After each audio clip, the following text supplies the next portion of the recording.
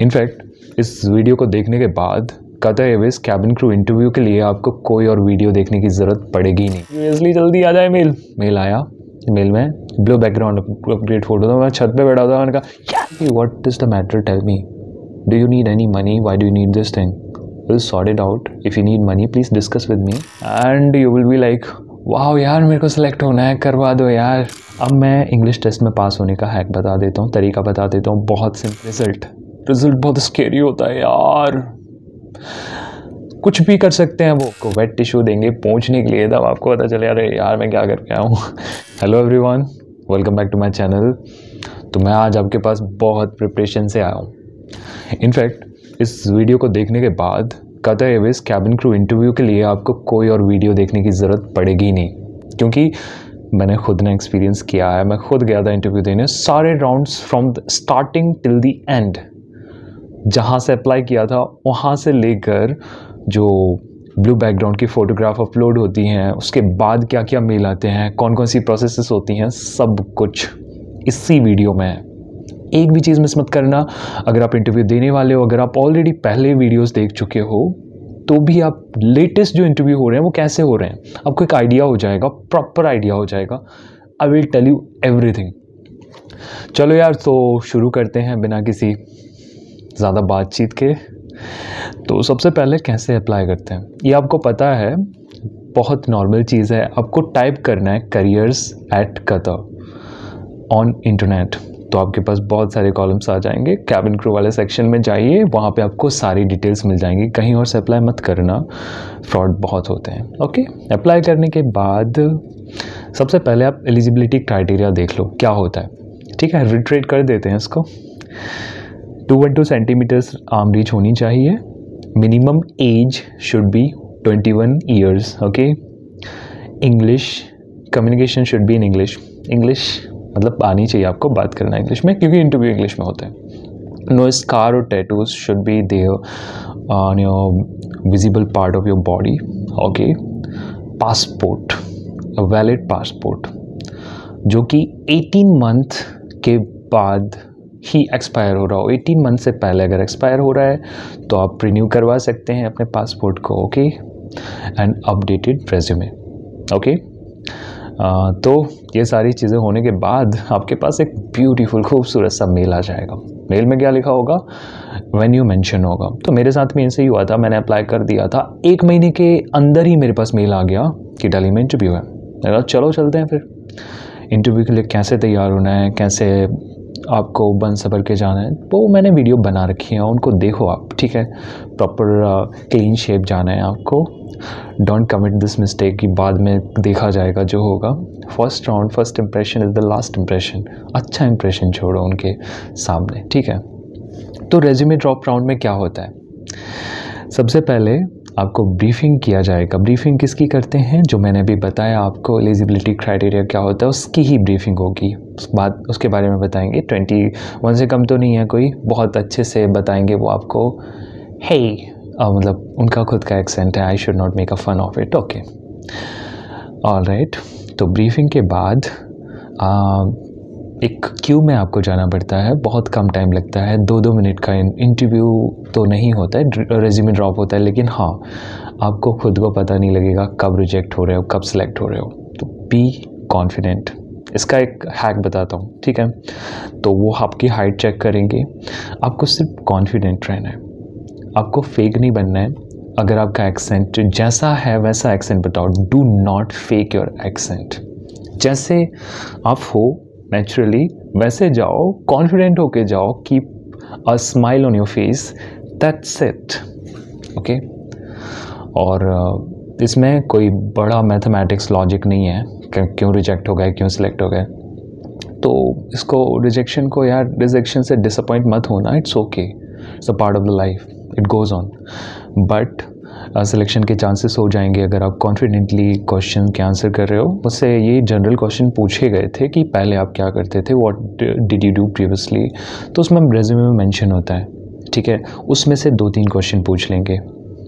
आप यहाँ पे थे, इस कंपनी में थे, क्या करते थे, क्या जॉब थी आपकी, जॉब के बारे में कुछ बताओ, अपने बारे में कुछ बताओ थोड़ा। What do you like, these are the normal questions, it is a kind of discussion.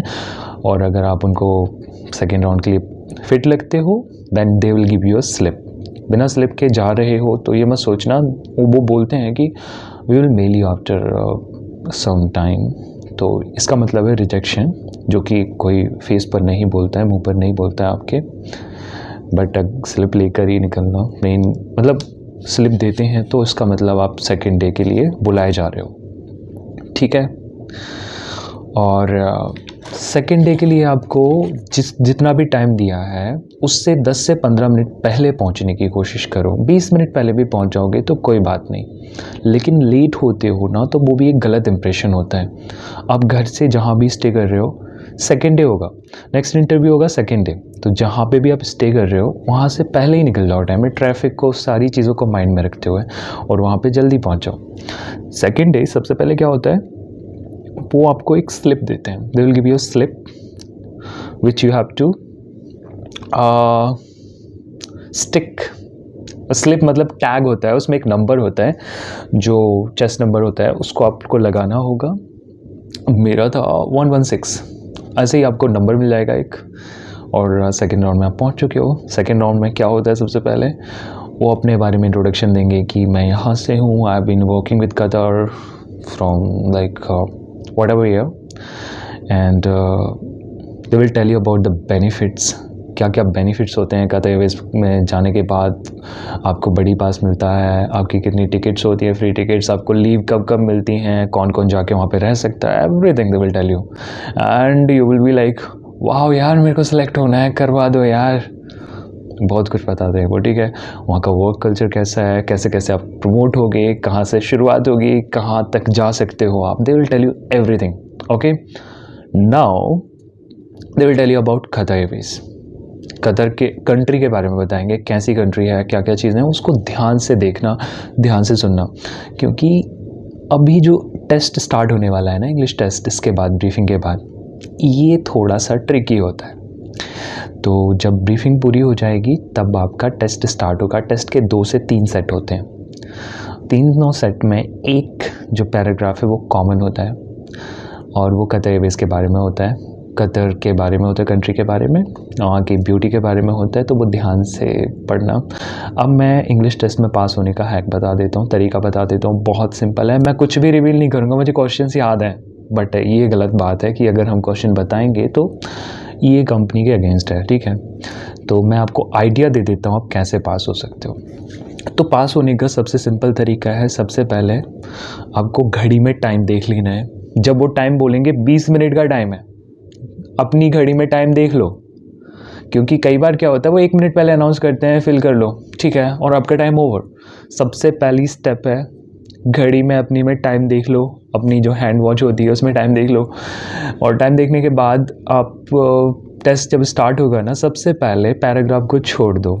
जो बड़े बड़े पैराग्राफ्स होते हैं, जो छोटी चीज़ें होती हैं, जैसे कि एक ऐसा चीज़ आ सकता है कि 2 पैसेंजर आपस में बात कर रहे हैं, या फिर 2 क्रू आपस में बात कर रहे हैं, वो कैसे बात करेंगे, तो उसमें जनरल सिंपल से क्वेश्चंस होते हैं। आपको पता है कि अगर पैसेंजर बात करते हैं तो वो एविएशन की टर्मिनोलॉजीज यूज़ नहीं करेंगे, नॉर्मल कन्वर्सेशन करेंगे, ठीक है। और वैसे ही क्रू बात कर रहे हैं तो they will use their official terms. तो बहुत सिंपल ग्रामर होती है, बहुत सिंपल, आपको बस आंसर में टिक करना है, ठीक है। अब पैराग्राफ सॉल्व करने का तरीका क्या है, सबसे पहले क्वेश्चन पढ़ो, क्वेश्चन पढ़ने के बाद जो क्वेश्चन में आया उसको ऊपर देखो, पैराग्राफ में मैच कर रहा है क्या। थोड़ा सा ट्रिकी होता है, आपको थोड़ा सा पढ़ना पड़ेगा डीपली। एक पैराग्राफ होता है वो बहुत सिंपल होता है, उसमें हल्की सी गलतियां होती हैं, वो आपको विजुलाइज होके फाइंड करना है। जैसे कि Paul Hayman stole my pen. अब क्वेश्चन में आया है Paul Hem stole my pen, गलत है ना, क्योंकि वो हेमैन था, ये हेम है, तो गलत हो गया, गलत है वो, ठीक है, वो सही मत करना, भले एक वर्ड मिसिंग है लेकिन फिर भी गलत है। This is the hint, okay. बाकी आप इंटेलिजेंट तो हो ही, ऑलराइट। और मार्किंग, कई बार क्या होता है हम मार्किंग में बहुत टाइम लगा रहे होते हैं, पूरा मार्क कर रहे होते हैं, बिल्कुल स्याही से बिल्कुल एक एक कोना भर देते हैं, सही है वो। बट अगर आप 80 to 90% भी फिल करते हो, मार्किंग करते हो क्वेश्चन पे, क्योंकि बड़ा बॉक्स होता है उसमें बहुत टाइम जाता है, जल्दी जल्दी जल्दी जल्दी आप मार्क करते हो, ब्लैक पेन या ब्लू पेन यूज़ करना है जो भी वो इंस्ट्रक्शन देते हैं मार्किंग के लिए, और 80 to 90% भी भर देते हो जल्दी जल्दी तब भी चलेगा। मैंने हमेशा यही भरा है, मैं पास हुआ हूँ, ठीक है, तो इसीलिए बता रहा हूँ मैं आपको। और एक बार क्रॉस चेक कर लेना, क्योंकि बाद में अगर आप क्रॉस चेक करके वो कट करोगे ना तो वो मशीन से भी चेक हो सकता है, क्योंकि वो शीट्स है ना, तो मशीन में you know I don't have any idea, but machine से चेक होता होगा, क्योंकि आधे घंटे के अंदर आपको सब कुछ मिल जाता है, आधे घंटे से पहले। तो फिर उसके बाद क्या होता है, रिज़ल्ट बहुत स्केरी होता है यार, कुछ भी कर सकते हैं वो। Same they started calling name, तो कई लोग सोच रहे थे भगवान मेरा नाम आ जाए, प्लीज़ मेरा नाम आ जाए, मेरा नाम आ जाए। उनका नाम नहीं आया, लास्ट में पता चला जिनका नाम आया था वो रिजेक्टेड है। तो उस टाइम यार कॉन्शियस होकर बैठ जाना, बस जो भी है ऊपर वाले के हाथ में, मैंने अपना काम कर दिया, that's it, okay alright. Result आने के बाद आपकी एक नई स्टेज स्टार्ट होती है जिसको बोलते हैं कि स्क्रीनिंग वगैरह होती है, और आपका एक जनरल डिस्कशन होता है एचआर के साथ, जिसमें वो क्या चेक करते हैं, जिसमें वो दोबारा आपकी हाइट चेक करते हैं, ठीक है, 212 सेंटीमीटर है कि नहीं कंफर्म करने के लिए। उसके बाद आपके स्कार चेक करते हैं और टैटूज चेक करते हैं, और इसमें असलियत में वो आप सब कुछ चेक करते हैं, आपको पता नहीं होता है कि वहाँ पे क्या क्या चेक हो रहा है, राइट, सब कुछ चेक करते हैं, आप झूठ तो नहीं बोल रहे हो। अब इस राउंड में आपको कॉन्फिडेंट होना है और आपको ट्रू बनना है यार, ऑनेस्ट बनना है। जब आप दो लोग आपकी आंखों में ऐसे करके देख रहे होंगे ऐसे, और आप कोई गलती करोगे, आप झूठ बोलोगे तो पकड़े जाओगे, इसलिए बी कॉन्फिडेंट, बी ऑनेस्ट, जो भी आप बोल रहे हो, जो भी स्कार डिक्लेयर है। अब एक बात बताओ, स्कार डिक्लेरेशन में मैं आपके सामने बैठा हूँ, मैं बोल रहा हूँ मेरे को ये पिंपल नहीं है, आपको दिख रही है, मैं बोल रहा हूँ मेरे को है ही नहीं सर, है ही नहीं मेरे को, तो ये झूठ हुआ ना। जो स्कार साफ साफ दिखाई दे रहे हैं, जो स्कार विजिबल हैं, जो वो खुद देख सकते हैं, उनके लिए झूठ बोलने का क्या फ़ायदा। Declare them because they will get to know definitely. हाँ, गर्ल्स के केस में ये होता है, मेकअप में बहुत सारी चीज़ें हाइड हो जाती हैं, बट मैं आपको एक गाइडेंस देना चाहता हूँ कि आप क्या करो कि आपको अगर स्कार है और आप उसको बहुत अच्छे से कंसील कर सकते हो, then you can just tell them कि I have a scar and I can conceal it, it will not be visible because I can put on makeup, so I think that you can understand that I have a scar, but see makeup remove करवा के देख सकते हैं अगर उनको doubt है तो, ठीक है। अगर उनको डाउट भी नहीं हो रहा है then you can declare if you want to, otherwise it's okay because it should not be at all visible, the scar should not be at all visible. Girls case, boys case, don't put any makeup, don't put any BB cream, CC cream. अगर minor सा लगाना है moisturiser लगा लो और हल्का हल्का कुछ भी लगा लो, don't put on the makeup. वहाँ पे एम्बेरसमेंट होगा, they will ask you makeup लगा के आया ना, you have put on makeup. जब वो आपको वेट टिश्यू देंगे पोंछने के लिए, तब आपको पता चले अरे यार मैं क्या करके आया हूँ। छोड़ो, ओके। तो स्कार वाले राउंड में कॉन्फिडेंस देखते हैं, आप कॉन्फिडेंट हो, आप झूठ तो नहीं बोल रहे हो, आपसे कुछ क्वेश्चंस करेंगे, what scars do you have, just that's it. अगर आप और आपकी हाइट चेक करेंगे, मेल के लिए ये ऐसे करवाते हैं और ऐसे करवाते हैं, ये स्लीव्स है ना हमारी, स्लीव्स के ऊपर कोई स्कार नहीं होना चाहिए। फीमेल के लिए थोड़ा ऊपर से एल्बो के इधर इधर, और पैर भी चेक करते हैं, यहाँ पे कोई स्कार और टैटूज नहीं होना चाहिए। अगर नहीं है और आपका इंटरव्यू, ये भी इंटरव्यू का पार्ट होता है, अगर आपका इंटरव्यू सही गया है, आपने सब कुछ सही से बोला है, then make sure that you will be selected. चलो तो ये राउंड जब क्लियर हो जाता है, मेरा हो गया था नहीं अभी नहीं हुआ, तो अब आती है रिज़ल्ट की बारी। फिर से वही starting, now they will tell you, मतलब कभी कभी क्लियर बोल देते हैं, कभी कभी फिर से वही सस्पेंस क्रिएट होता है यार, they will start calling name. इस बार जिनके नाम बुलाए थे वो सिलेक्टेड थे उल्टा हो गया था, तो उसमें भी कुछ नहीं कहा जा सकता। जैसे मेरा नाम आया, yes yes yes I got selected तो नेक्स्ट राउंड था, ठीक है। अभी एक मेजर राउंड बाकी है, last day. Okay, final interview से पहले एक फॉर्म, 3 फॉर्म फिल करवाते हैं वो लोग, जिसमें एक मेडिकल फॉर्म होता है, एक स्कार डिक्लेरेशन फॉर्म होता है, एक और फॉर्म होता है। तो ये तीनों कॉन्फिडेंशियल है, इसके बारे में ज़्यादा नहीं बोलूँगा मैं। तो ये तीनों फॉर्म आपको फिल करने होते हैं। उसके बाद एक फॉर्म आपको घर ले जाने के लिए दिया जाता है, 3 में से, वो आपको घर से फिल करके लाना होता है। तो इसके बाद फिर आपको एक जो लोग चले जाएंगे उनको छोड़ के आपको एक टाइम स्लॉट दिया जाएगा, 1-1 घंटे के अंतराल में बुलाया जाएगा आपको। सुबह 9 बजे से स्टार्ट हो जाता है, फर्स्ट बैच होता है 9 बजे बुलाते हैं, सेकंड बैच को 10 बजे, 11 बजे, 12 बजे, एक बैच में 5-5 लोग होते हैं और इंटरव्यू चलता रहता है, ठीक है। तो दो बैच को भी बुलाते हैं, क्योंकि अलग अलग फेसेस में इंटरव्यू होता है। इंटरव्यू बहुत जल्दी हो जाता है, तो नेक्स्ट डे भी आप आधे घंटे पहले आ जाएंगे तो कोई बड़ी बात नहीं है। जैसे मेरा टाइम स्लॉट था 3 बजे का, 3 PM, और मैं 2:30 बजे आ गया था और 3 बजे मेरा इंटरव्यू भी स्टार्ट हो गया था। 3:30 बजे तक 3:15, 3:10 तक ओवर हो गया था। नेक्स्ट डे वो फॉर्म सबमिट करोगे आप, वो फॉर्म सबमिशन के बाद सब कुछ चेक करेंगे, सब कुछ सही फिल किया है कि नहीं आपने। अगर सही फिल किया है, अगर नहीं किया है तो they will cross check and they will edit something, whitener put करेंगे और उसके बाद कुछ एडिट करेंगे, ठीक है।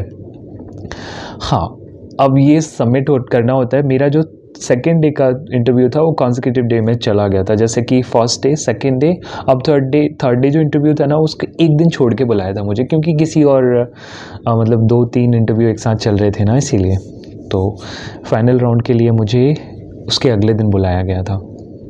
ओके, तो फाइनल राउंड में सबसे पहले फॉर्म सबमिशन होता है। फॉर्म सबमिशन के साथ साथ वो आपको देख रहे होते हैं, आपसे फिर से पूछते हैं कि आपके कौन कौन से स्कार हैं, आप डिक्लेयर करो। तो जो भी आपके स्कार हैं, you can just go ahead and tell them. अगर फिर से आप BBCC क्रीम लगा के आ गए हो या फिर उनको कुछ और नज़र आ जाता है, तो that is the negative point, okay. क्योंकि आपने वो डिक्लेयर नहीं किया था, फिर भी उनको नज़र आ गया, मतलब आपने छुपाया, ओके। तो उसमें भी स्कार चेक होता है, उसमें भी स्कार चेक होता है, और उसमें भी रिजेक्शन हो सकता है। और सबसे बड़ी बात यह है कि इसमें आपको बिल्कुल ऑनेस्ट रहना है, कॉन्फिडेंट रहना है। आपको बहुत अच्छे से क्वेश्चन, नॉर्मल क्वेश्चन पूछेंगे, सिचुएशनल बेस्ड क्वेश्चन भी पूछ सकते हैं जो एक्सपीरियंस ट्रू हैं उनसे। तो जैसे कुछ क्वेश्चंस हैं, मैं बता देता हूँ आपको। जैसे what will you choose from out of people, thing and ideas. People, things and ideas, इसका कुछ भी हो सकता है आंसर, राइट। इसका कोई रॉन्ग एंड राइट आंसर नहीं होता। What is authority according to you, okay. What is the change according to you, are you comfortable serving alcohol on board. तो ये सबसे क्वेश्चन पूछेंगे, क्योंकि वो कई लोग कंफर्टेबल नहीं होते हैं अल्कोहल सर्व करने के लिए। Define smile, what is smile according to you. When was the last time you help someone.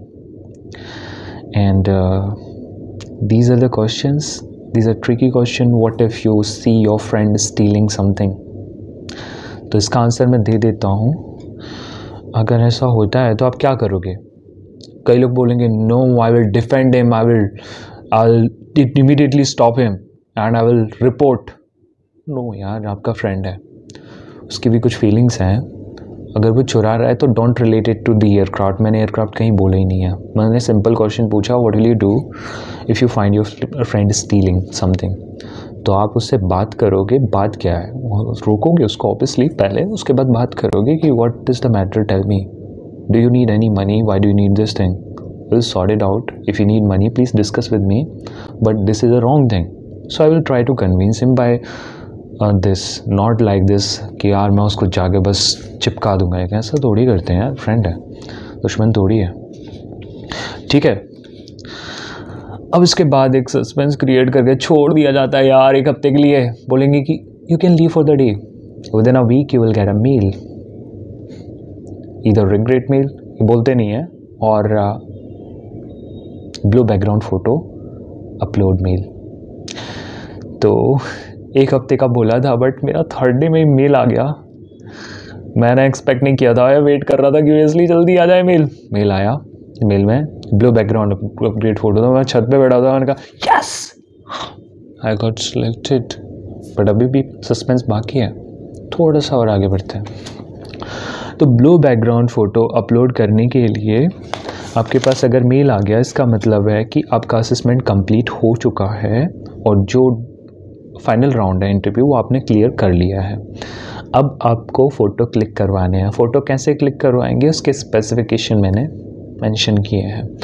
तो ये चीज़ है आपको जो वो बताते हैं ना सेकेंड डे में कि कैसे फ़ोटो अपलोड करनी है। ब्लू बैकग्राउंड होता है, ठीक है।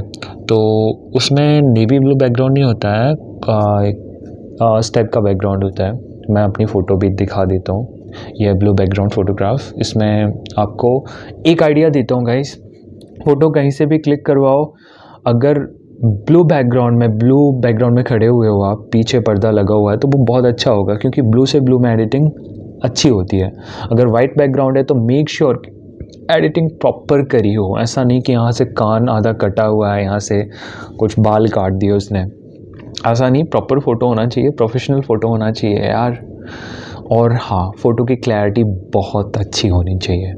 कई बार क्या करते हैं हम, जो एक फ़ोटो खिंचवाते हैं उसका ब्लू मतलब फुल साइज़ फ़ोटो उससे ही कट करवा के पासपोर्ट साइज़ फ़ोटो बनवा देते हैं। बहुत बड़ी गलती होती है। आप फुल साइज़ फ़ोटो अलग खिंचवाओ और पासपोर्ट साइज़ फ़ोटो अलग खिंचवाओ, दोनों को एडिट करवाओ जिससे कि क्लैरिटी होगी। अब ब्लू बैकग्राउंड के बाद क्या होता है, 1 से 2 हफ्ते वेट करने के बाद आपके पास मेल आना स्टार्ट हो जाते हैं। किसी को सिलेक्शन का मेल आता है, किसी को दोबारा स्कार का मेल आ जाता है कि आपका स्कार है उसकी क्लियर फ़ोटो भेजो डिफरेंट एंगल से, ओके। किसी को मेल आता है कि आप की ज्वाइनिंग ये है, मतलब आ जाता है मेल, ज्वाइनिंग का भी आता है। और किसी को मेल आता है 2-3 चीज़ें मांगते हैं, पासपोर्ट, किसी का पासपोर्ट इशू होता है, अगर आपका सरनेम नहीं है पासपोर्ट में अभी करवा लो, क्योंकि गल्फ़ कंट्रीज़ में बिना सरनेम के पासपोर्ट अलाउड नहीं है। इमिग्रेशन में बहुत प्रॉब्लम होगी, अभी करवा लो अगर आपका सरनेम नहीं है पासपोर्ट में, ठीक है। बहुत इंपॉर्टेंट चीज़ है। तो आपको टाइम देंगे पासपोर्ट अपडेट करवाने के लिए, रिन्यू करवाने के लिए। अगर आपका पासपोर्ट अपडेटेड नहीं है, अगर आपका पासपोर्ट वैलिड नहीं है, मतलब 18 मंथ से पहले एक्सपायर हो रहा है, तब भी आपको बोलेंगे कि आपका your passport is expiring within 18 months, then you have to renew your passport, okay. किसी का फ़ोटो रिजेक्शन का कॉल आता है, कॉल पे अटेंटिव रहना है आपको। कॉल आता है किसी के पास कि आपको फ़ोटो दोबारा अपलोड करनी होगी, किसी के पास कॉल आता है आपका ये इशू है, इसको रिजॉल्व करो। मेल भी आता है, कॉल भी आता है और आता रहता है वो, ठीक है। तो मेरे पास भी मेल आया था, वो मैं बताऊंगा नहीं किस चीज़ का आया था, ठीक है। तो अभी कुछ पता नहीं आगे क्या होने वाला है, देखते हैं, अपडेट करूँगा आपको। जो भी हो देखा जाएगा, क्या फ़र्क पड़ता है। तो ये सब मेल आने स्टार्ट हो जाते हैं। उसके बाद प्रोसेस बहुत इजी हो जाती है। वहाँ पहुँचने का आपको बहुत सारे वीडियोस मिल जाएंगे, कैसे जाते हैं कतर में। वो आपको पे करते हैं, जो एडवांस में कुछ पैसे देते हैं, क्योंकि आपको बहुत टाइम लगता है ना वहाँ की करेंसी के लिए। तो एक टाइम ऑफ ज्वाइनिंग दे देते हैं कि आपको स्टेट में आपको वहाँ पे ट्रैवल करना। आजकल ऐसा मेल आ रहा है कि आपको वहाँ पे पहुँचना है पहले, ऑफ़र लेटर से पहले ही। ये आपकी ट्रैवलिंग डेट है, डायरेक्ट ट्रैवलिंग डेट का मेल आ गया कई लोगों के पास। तो यार मेरा एक आसान सी एक टिप देना चाहता हूँ मैं आपको, टिप्स जो बोलते हैं। तो देखो यार, ये ना अपनी ज़िंदगी है। Rejection, selection is a part of life. मैंने कई लोगों को देखा है इंटरव्यू से बाहर निकलते हुए, व्हेन दे गॉट रिजेक्टेड, यार दिल टूट जाता है बंदों का। यार इतनी प्रिपरेशन करके जाते हैं, मेरी तो आंखों में आंसू आ गए थे एक बंदे को देख के। मैंने कहा मैं नहीं कर रहा, I am so sensitive in this matter. तो बुरा लगता है, बहुत बुरा लगता है। कई लोगों का सिलेक्शन होता है, आप यकीन नहीं मानोगे, कई ऐसे भी लोग हैं जिनका इंग्लिश उतना अच्छा नहीं है, जिनका तो वे ऑफ टॉकिंग उतना अच्छा नहीं है, जिनका बहुत सारी चीज़ें अच्छी नहीं है। अब वो पता नहीं कि वो कितने दिन टिकेंगे उस कंपनी में, बट उनका भी सिलेक्शन हुआ है। मैंने देखा है जिनका एक्सेंट बिल्कुल भी अच्छा नहीं है, उनका भी सिलेक्शन हुआ है। और मैंने देखा है जो एक्सीलेंट हैं, जो लोग जेट एयरवेज में कई साल काम किया है, जिन्होंने एतिहाद में काम किया है, एमिरेट्स में काम करके आए हैं, उन लोगों का रिजेक्शन होते हुए देखा है। तो आप इस रिजेक्शन की वजह से अपने आप को जज मत करना। अपने आप में भरोसा है ना, ट्रस्ट, फेथ, यहाँ पे रखो फेथ। कोई बात नहीं, एक डिजर्विंग कैंडिडेट खो दिया इस कंपनी ने। This should be your attitude, right? You are deserving, you no.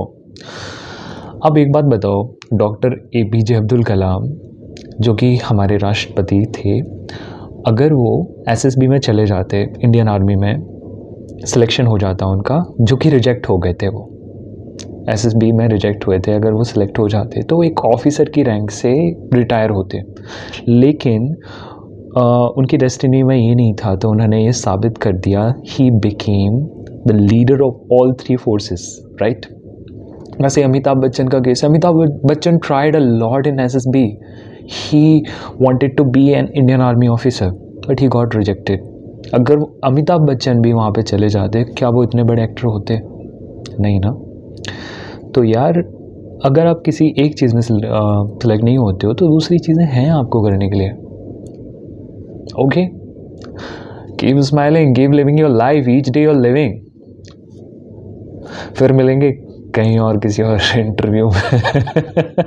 चलो bye, take care and good luck. Strive करते रहो, मेहनत करते रहो, सफलता अपने आप आपके कदम चूमेगी। ओके, मिलते हैं फिर, बाय।